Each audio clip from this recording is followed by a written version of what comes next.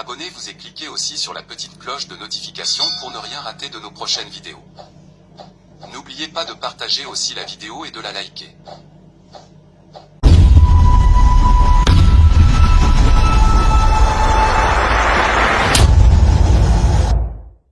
Willy Ngoma, cadre et porte-parole militaire du mouvement rebelle AFC M23, a été tué aux alentours de Roubaïa, dans la province de Massissi, dans l'est du pays. Il aurait été visé par une frappe de drone, c'est ce que confirment plusieurs sources sécuritaires. Dans la zone, les combats se poursuivent malgré les déclarations de cessez-le-feu. Les précisions à Kinshasa d'Aurélie Bazara-Kibangoula.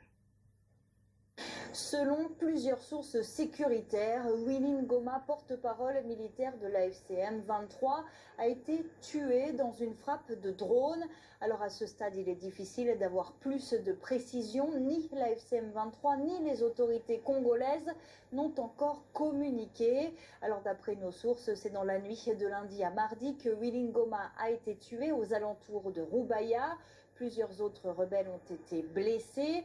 Au cours de cette même nuit, l'un des responsables rebelles a affirmé sur les réseaux sociaux que l'armée congolaise et ses alliés bombardent, je cite, aveuglément la zone.